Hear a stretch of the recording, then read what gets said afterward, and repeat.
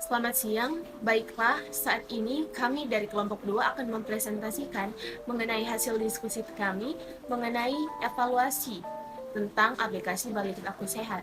Namun sebelum itu, izinkan saya memperkenalkan anggota kelompok kami yang terdiri dari 4 orang, yaitu yang pertama ada Aldrich Mangile dengan NIM akhir 14, ada Aristo Kaunang dengan NIM akhir 17, Austin Graciano dengan NIM akhir 18, dan Michelle Sumaiku dengan NIM akhir 30.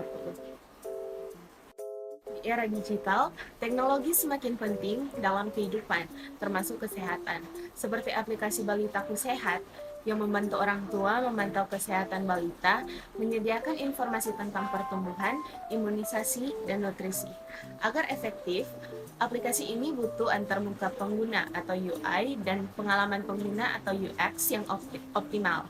Evaluasi UI UX penting dilakukan untuk memastikan kemudahan penggunaan, pemahaman, dan daya tarik aplikasi yang ditargetkan bagi orang tua. Mengenai aplikasi Balitaku Sehat sendiri, aplikasi Balitaku Sehat merupakan aplikasi berbasis Android yang dirancang untuk orang tua agar lebih memahami ilmu tumbuh kembang anak, didukung dengan fitur-fitur yang dilengkapi dalam aplikasi ini. Aplikasi Balitaku Sehat dilengkapi fitur awal seperti kalkulator tuning untuk membantu pemantauan tumbuh kembang anak dan mendeteksi dini penyimpangan pada anak, serta fitur untuk memperoleh informasi dan edukasi untuk pertumbuhan anak. Baik, jadi kita masuk dalam kekurangan aplikasi Balitaku Sehat. Jadi dalam aplikasi ini eh, terdapat kekurangan yakni antarmuka yang sedikit tidak rapi, dan ada visual yang kurang menarik, dan untuk menavigasi di aplikasi Balitaku Sehat ini agak sedikit rumit. Metode evaluasi yang kami gunakan yaitu menggunakan kuesioner. Kuesioner menjadi metode yang digunakan dalam pengumpulan data pengguna. Berdasarkan data dari 10 responden, terhadap UI lama terdapat 1 responden yang merasa kesulitan, UI yang merasa normal, dan 7 responden merasa mudah. Namun berbeda halnya dengan UI baru, ya di mana 0 responden yang merasa kesulitan, 1 yang merasa normal, dan 9 responden yang merasa mudah. Ini menunjukkan bahwa UI baru ini dapat mengurangi kesulitan bagi para pengguna, khususnya 10 responden.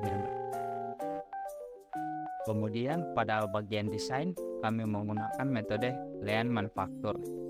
Pada pembuatan desain antarmuka aplikasi atau UI, digunakan metode Lean Manufacture. Lean Manufacture sendiri pada desain UI adalah pendekatan yang berfokus pada pengurangan, pemborosan, dan meningkatkan efisiensi dalam proses desain. Dengan menggunakan metode ini, kami menghasilkan yang pertama pengurangan pemborosan, yang dimana menghapus fitur atau elemen yang tidak menambah nilai bagi pengguna. Dan yang kedua, fokus pada pengguna, yang dimana mengutamakan kebutuhan dan pengalaman pengguna untuk menciptakan antarmuka yang intuitif dan mudah untuk digunakan. Baik, masuk ke dalam perbaikan aplikasi. Di sini ada 3 poin. Yang pertama, penyederhanaan navigasi, mengurangi jumlah langkah yang diperlukan untuk mengakses informasi penting agar pengguna dapat menggunakan aplikasi dengan lebih efektif. Yang kedua, penambahan fitur, menambahkan beberapa fitur-fitur yang menarik dengan tujuan untuk memudahkan pengguna dalam menggunakan aplikasi. Yang ketiga, merapikan tampilan, membuat tampilan menjadi lebih menarik dan mengatur pewarnaan agar lebih matching dengan tema aplikasi. Masuk ke dalam before dan afternya. Untuk halaman home, kami tidak terlalu mengubahnya, hanya mengubah ikonnya dan juga warna barnya menjadi warna hijau gelap. Selanjutnya, pada halaman standing, kami mengubah tampilan formnya menjadi lebih atraktif dan juga simple. Selanjutnya, pada bagian hasil analisis kami membuat overlay dengan warnanya hijau gelap juga.